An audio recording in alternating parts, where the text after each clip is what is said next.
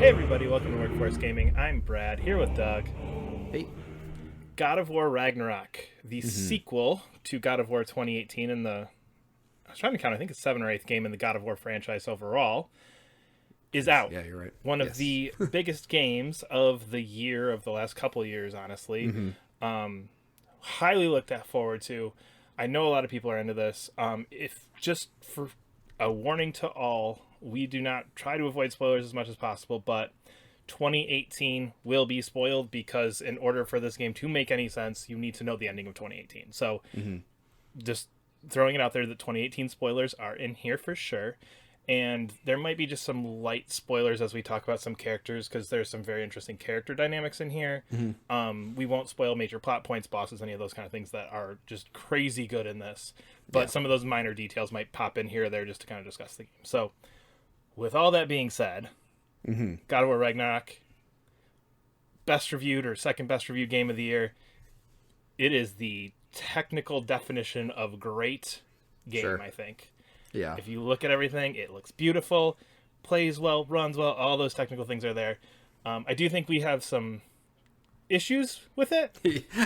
Some. That's putting it a little lightly. Yeah. Doug more so than Doug more so than me, but I want to kind of start with some of the highs because this game is a game of highs and lows. I feel like there are moments in this game that I think are some of my favorite moments in video games from the last 5 or 6 years. Yeah. And then there are some moments where I'm like, how is this the same game that I was just playing an hour ago? That's a really good way to put it. Yeah, absolutely. So I want to start with the highs because I think it's important to start there because this game deserves it. This game I think has earned it because some of these highs are just insane. And I want to start with kind of some general plot concepts, and that is the fact that this game is about Atreus. Yes. This is God of War Atreus, really cool. Yeah. which I was not expecting because you go in, you're just like, all right, yeah, we had some personality with Kratos, and yeah, Atreus was there, but this is Atreus's game. The story is about what Atreus does after the reveals that happen in 2018 and how he deals with them. And it's really just kind of Kratos going along going, lead the way. I'm here. I'm going to help. You tell me where we're going. You tell me what we're doing. Let's go. I thought it was really interesting because I think there's a point when you kind of realize just the whole story concept of the second game I really liked because I think God of War 18 kind of revealed its hand a little too soon. It's like, we're going to go take your mother's ashes to the mountain. And that's what you do in the game. And that's how it ends. And the thing I liked about this game is, like you said, it's a reaction. This whole game is a reaction to 2018. My biggest complaint with 2018 is I thought I was doing too much building of a foundation. And then this one, absolutely just like you need that baseline foundation, and now it's building on top of that. But yeah, I thought it was really interesting that Atreus is kind of the main focus. He's the one driving the story forward. In God of War, it's like 2018. It was Kratos. It's Kratos' mission to go take his wife's ashes there, along with the son. He's kind of pulling him along. But in this one, it's Atreus who's kind of leading it along. And it's interesting that I think it's the age of Atreus also totally justifies that because I think he's around like 16 now, 16, 17. Middle teenage somewhere, yeah. Yeah, and he's trying to carve his own path, and it's about that carving of his own path. And I think that Atreus, first of all, is a strong enough character, and the cast that they had set up in 2018 is strong enough now that they absolutely can carry the story forward. And you know, Atreus is kind of like not a side character necessarily, but it's just interesting that they are relying so heavily on the 2018 God of War characters that aren't Kratos to kind of pull the story forward. And I actually really liked it because I never knew it was going to happen next. Yeah. And I think for those of us who kind of have lived with Kratos for like the last 20 years, it really is kind of him stepping into that father figure role that they really tried to push in 2018. And it's him kind of fully embracing that role of like, okay, my goal now is to make sure Atreus can do what he needs to do. That is my role here. I'm going to support you. I'm going to do that. And just in the way that he interacts with him, in the way that he kind of slowly over the course of the game goes from like, I am training you, to as the game progresses going like, okay, no, I'm gonna let you off the leash a little bit. I'm gonna step back. And as it goes through the game, they never really fully distance themselves, but there's always that evolving relationship between them. And I think 2018 had a lot of just like, get over here, boy. Come on, boy. Whereas this is really embraced that role of father figure mentor to Atreus, which I think is a really interesting idea. Yeah, and Kratos' struggles of letting his son kind of go forward and trusting his son to do the right thing at this point. I really like that the game, again, I think 2018 was really, really strong, the interpersonal relationship between Kratos and Atreus, and I think this one only strengthens it by showing that, like, hey, that relationship of Kratos always taking the lead just can't last forever, and that's kind of what the game is broadly about as well. Yeah. So again, I don't want to get into major story spoilers, so I feel like leave it there. But the villain in this, and it was kind of revealed vaguely, is Odin. Yeah. I think you kind of had that, obviously, again, 2018, I think kind of was pushing you that direction. Odin is not the character I was expecting in this, and it is amazing. Odin is probably one of my favorite villains in video games. The way that he's portrayed, the way that he interacts with everybody, the way that he handles the whole concept of Ragnarok, the whole concept of Asgard being destroyed, which is kind of the concept, the broad mythology concept of Ragnarok, how he deals with that, what's going on with him, what his goals are, how he handles other characters, are so incredibly well done. Yeah. And every time he interacts with a new character is so good. Because it's just like, you see the way that he interacts with this character, and it's slightly different than this one. And, ooh, he handles this person way different than that one. And it's just the cutscenes and the dialogue that goes on with Odin is insanely good. The few times that he does interact with Kratos is just some of the best conversations in video games. Yeah. I think the big thing that 2018 did was set up. You only heard about Odin through like the stories of Mimir, and the big things you hear about like of Odin is that he's a piece of shit. He is a liar through and through, and for some reason everybody gets pulled into his sphere, and you're like, why would anybody ever find this guy? Why would anybody trust this guy in any situation? And they set up a character who absolutely feels like he is lying through your teeth, but is so fucking charismatic that you can absolutely see why everybody would follow this guy. It's really interesting because I'll talk a little bit about his introduction. It's really, really early in the game. Especially, I think, is a really good contrast against Zeus. If you've played the previous God of War games. In the previous God of War games, Zeus, big, huge, burly guy whose main... I just remember him being angry. Similarly angry. It was PS3 God of War, which was everybody's angry and everybody's purpose is, I'm going to kill you. Yeah, that was as deep as we got character-wise in all of those. So going from that to this is a hard turn that works well. Yeah, and it's funny because like Kratos is like a huge beefy guy, and Thor is a big beefy guy, and then Odin is just not that. He's not necessarily a guy who's like out to absolutely kill people, but also he might be lying through his teeth all the time, and you're never quite sure. But I just felt like you could totally understand as soon as they introduced the character. It's like you could absolutely understand why all of these characters fell for him in different ways, whether that was like romantically or followed him as a leader or everything else. Like you understand it because you feel it personally. And then when he I think it took a lot of convincing for me for the other characters saying like, no, he's a jerk, he's a jerk, he's a jerk. And they're like, I don't know, man. I mean, I don't see it. I don't see it. And even knowing like going and knowing like he is the villain, he is the bad guy, he's the bad guy, he is the bad guy. Like I'm going to assume that runs all the way through when you start the game, that he is the bad guy here. And even then you're like, I mean, I was like 20 hours and I was like, but seriously, like he's just trying to like give him a rest. Like fine, whatever. Yeah, he's skeezy, but like it doesn't seem that bad. It doesn't seem that bad. Like what's the worst that could happen? And you get a lot of that like villain empathy towards him, which I feel like again is something that just doesn't happen in video games. You see it in movies and TVs where like gray areas. Is that the bad guy? Is he not the bad? Maybe I kind of. This is like the whole way through, like even towards the end of the game, you're like, but man, like am I okay with Odin? Yeah, I do. Part of me is like, oh god, we should do a spoiler cast for this. God, I have so many opinions on that stuff. But yeah, it was just a really good villain that was just like and not even just Odin, but just the whole rest of the new cast they bring in. Oh yeah, excellent. Thor is great. Thor is great. I don't want to name names, but a lot of the other characters are great. I feel like the only time I felt a new character wasn't as strong was just because they didn't get enough screen time. But like any character that they did, and it's not even that they were bad or anything like that. It's just like, oh, this character you just didn't really get to know that well. But like any new character that's like part of the main plot, you really get to know them better. You really get to know them well. I really, really enjoyed all the new characters. I liked how they each bring a different point of view to the plot of what's going on. So you have like a very good understanding of like, all the different sides of the story, and are we in the right and doing what's going on in the plot. And it's man, all those new characters are so good, and the cutscenes were just absolutely incredible. I think the best cutscene, I think just very easily, like this game just like tech wise as far as like cutscenes and acting, I think is like far and above literally anything else. I literally don't think there's any other game out there that has acting and cutscenes as good as this game, period. Yeah, and that moves into kind of some of the set pieces, where it's just some of these set pieces are just, you get the God of War giant monsters, you get the God of War fighting super crazy gods that are all powerful and all this, and those set pieces work so well because of some of those cutscenes. And again, I think it came up a little bit in 2018 too, but I think some of the cutscenes that are the best are just the talking ones. Yes.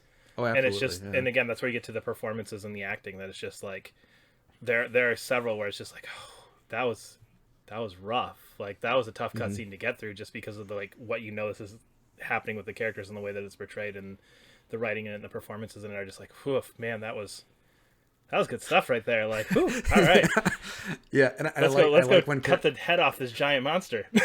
Yes, and when characters are reacting in cutscenes, like, you absolutely understand why they are acting the way they are in the cutscene, because they do such a good job of building these characters so you understand. Like, a lot of the characters that don't really have hidden agendas, like, you do understand why when this character does this thing, why this character might do another thing, and why this character as a result would do that thing. It's like everything makes sense in this giant puzzle of the characters interacting and everything. But yeah, I mean, just gorgeous cutscene. Just the dialogue is just so slick between it. But I think I don't know if we're kind of moving into some of the negatives.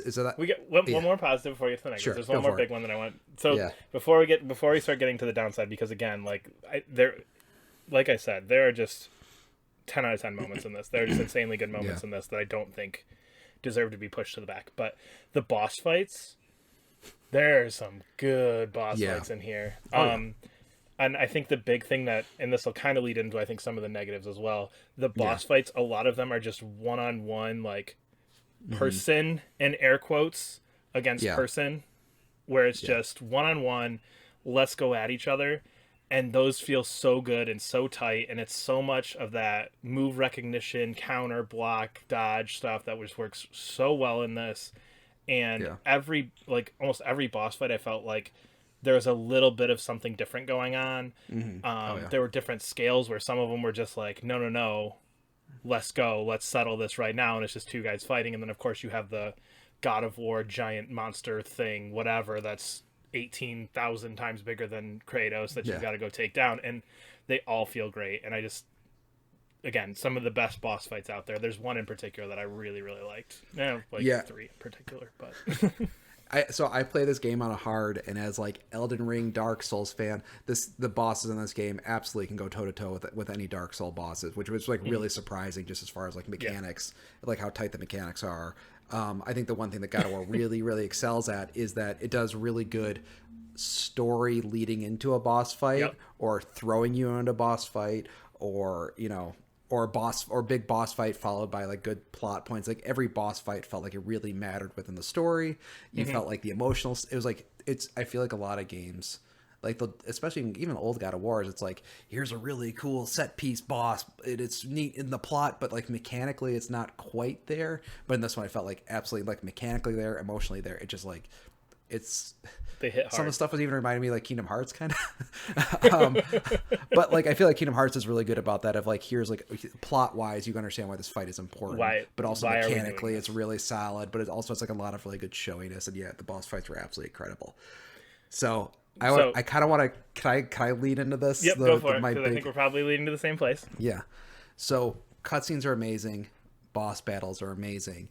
And it creates this carrot on the stick dynamic where the carrot is so good. You're just waiting for the next bite of carrot, and the waiting is just the other 80% of the game. Yep. And I know it sounds like really kind of demeaning, but I really do think it's because the aspects of that are so solid that the game, to keep up with that, would need to be equally incredible. And it's only pretty good. Yeah, to follow along with that, I think the other piece is that waiting in between carrots is way too long. Oh yeah, it's a long, And long I game. think I had 40 again, hours. I was around 30. Yeah. And I think when you do that, like you said, the parts in the middle are not bad in any technical sense or anything, but it is Yeah. so much that like these are so incredible that okay, you know what? I'll go through. You're right. We can't just go boom, boom, boom, boom, boom, boom, boom, boom, boom. I gotta get there somehow. I gotta do some exploration. I get it. I get it. I get it. But man, some of those exploration pieces between those felt like 5 hours long. Yeah. And I don't know if Yeah. they were, but they felt it.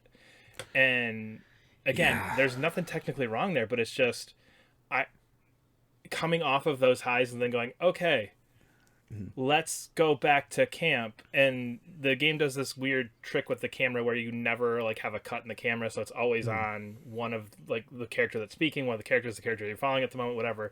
There's never a cut, it's always like a slide away. So you finish a Yeah. boss that you just walked for 45 minutes through combat arenas to get to, you fight that boss, and then it goes, all right, let's get back to the door, and you got to walk that whole way. Yeah, You you jump walk through the back and door. now there's like 3 more fights that are very similar to Yeah. the ones you did before. It's like, And why are we doing and this? it's Yeah. just there's so much of that in between where you're like, okay, like, yep, let's go, let's go, let's go, let's go, let's go, let's go, let's go. Oh my god, what the hell just happened? Okay, here's 4 more hours of that in between. Yeah, and it feels like when you're in between those big story moments, there's no forward momentum.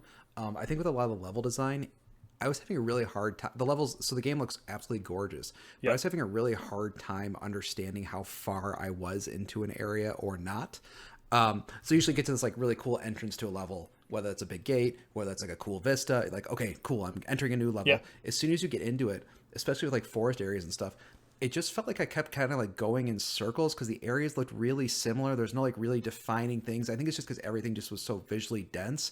It was hard telling how far into a level I was. There were certain points when I hit a boss and I was surprised, not because it was like a cool, the boss comes and tackles you sort of thing. It's like, oh, I didn't realize I was like getting near the end of this level, just because it just feels like I kept kind of going in circles. And I think it's just because oh, sorry, keep going. Sorry, what do you want to say? I think that's that visual density that you're talking about, because it does, Yeah. especially like kind of like the forest levels one that I think kind of stuck out to me too. It has that lost in a forest feel where you're just like, okay, like I'm lost in the woods. Like it looks like woods, which again looks amazing, but you never get that like, have I passed that tree before? Like that kind of feeling of like, have I passed that tree before? Like I know I've been walking for a while, but I know I turned. Am I like going back? It just kind of had that sense of like being lost in the woods, which again is kind of what that level I think is going for a little bit. But it does create that feeling of where am I? How far have I gone? How much further do I have to go? Yeah. That kind of sets in after a while. And again, that's a part that I think in my mind is just it's too long. So I think that it plays into it. And you return to areas as well. So like you Yep. return to that forest area a few times. You return to whatever areas a few times. And maybe it's not just that forest area necessarily, but I think, and I'm gonna probably I don't want to bring up Dark Souls and Elden Ring so much, but you have an idea of how far you're progressing in a level. And this one I just didn't. So it's like and I think the combat actually does. It's really, really solid in one-on-one fights. But Yes. 80% of the fights you're doing are groups of enemies, and I think it's actually much weaker. It's really the combat. So I was playing on hard, so maybe the enemies are like a little bit more aggressive, but the combat was so chaotic that it was hard to tell the different fights I was having even apart. Like it was hard to tell even like this enemy is different than this enemy, unless it's like, okay, clearly this is like a tiger looking thing, and this is clearly a guy. But it felt like so many of the fights felt so similar because it's just kind of like chaotic noise and like the aiming doesn't quite work as well with like 3 or 4 characters on screen and stuff. Yeah. And you do end up with a lot of those fights that are like, okay, there are 5 different types of guy here. And you kind of lose. And again, I played on normal because I'm not insane and I have things to do. But it's also, I took me 40 hours. there you go. There's the extra 10. There's the extra 10 right there.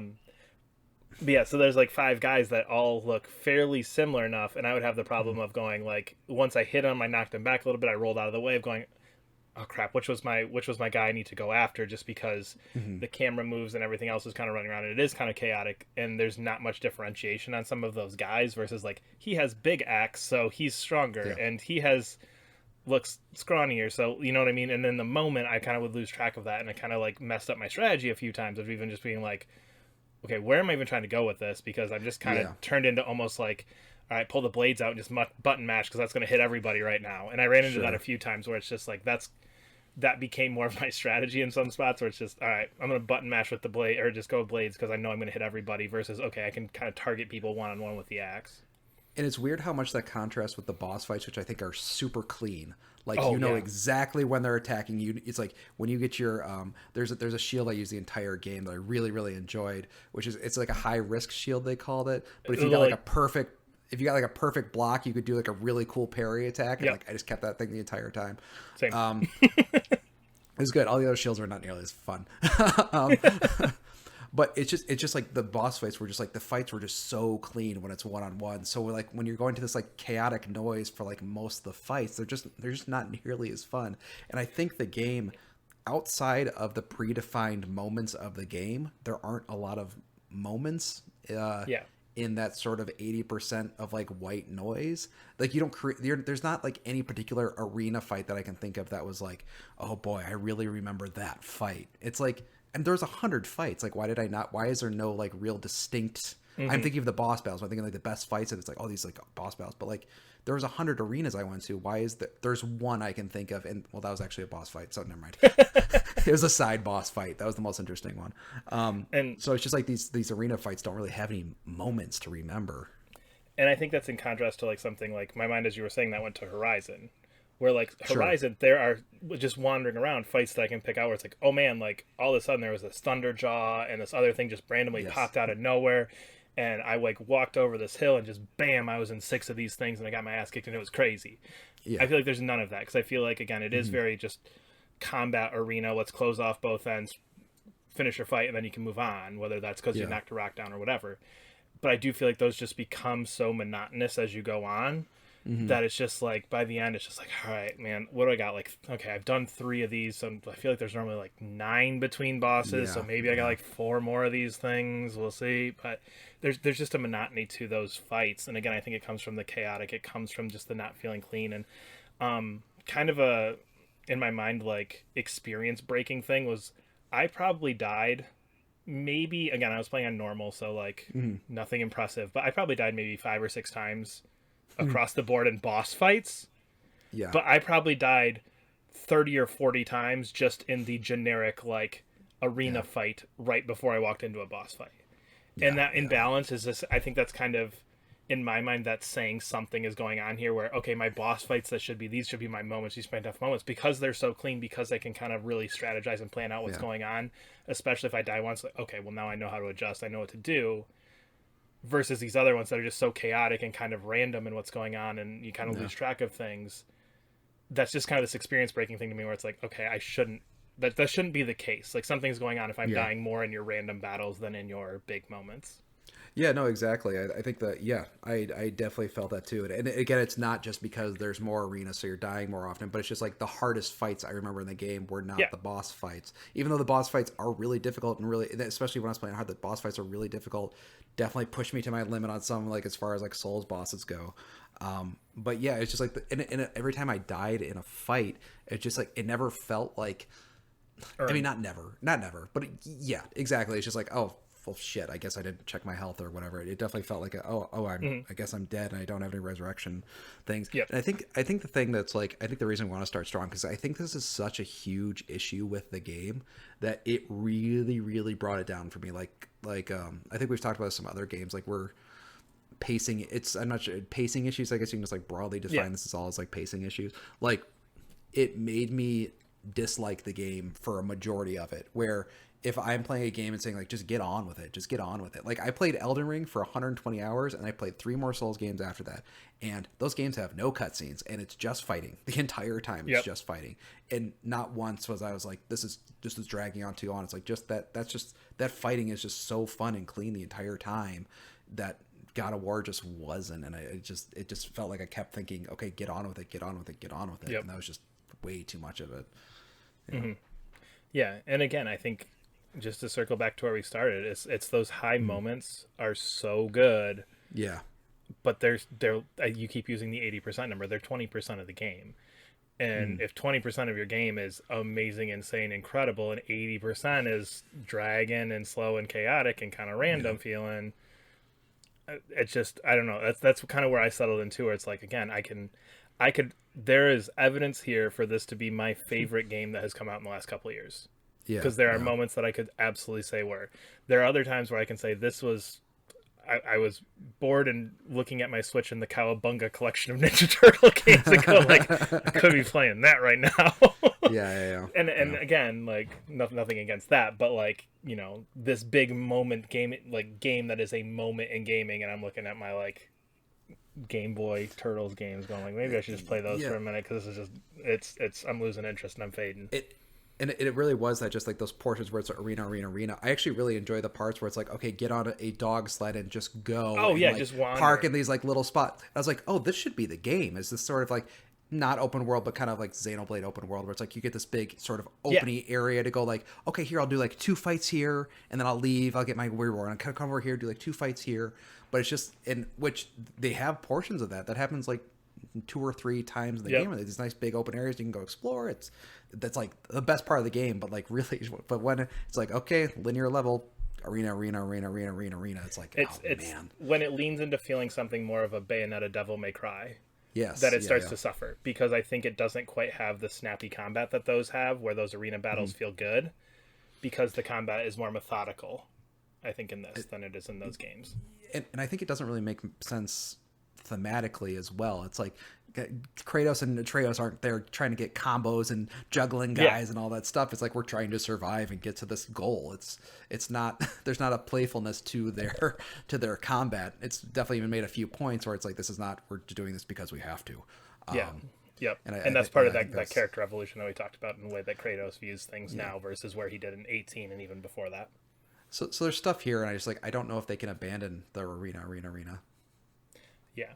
I think there's so much that you could do to keep going with this, and I'll be here for God of War Part 2, version Volume 3, or however you want to start differentiating these things and all the chaotic storylines. But it's just, it's one of those games that, if I were going to make a list right now of like best games of the year, parts of me wants to go, it's the best, and parts of me want to go, I wouldn't even put it in my top 5. No, it's not in mine. Yeah, but it has that polarizing feeling, and I think having seen like all these glowing reviews and everything, like, I get it, but it's just, and I almost feel like we're being a little bit too hard, because I don't know where in my mind I'm like this.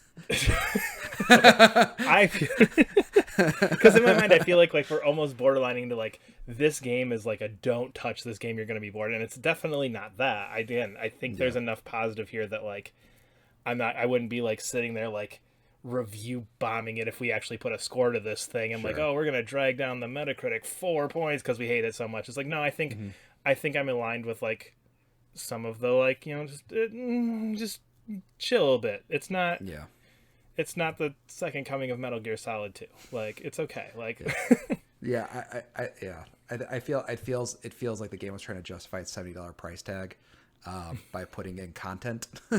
It does very much have the content feel. Yep. Yeah. But it's interesting. I don't know. I feel like it's a game that I could kind of talk back and forth on for hours, but we'll leave it here. We are Workforce Gaming. You can follow us on Twitter at Workforce Gaming. Subscribe to us wherever you're listening, and we will see you later. Bye.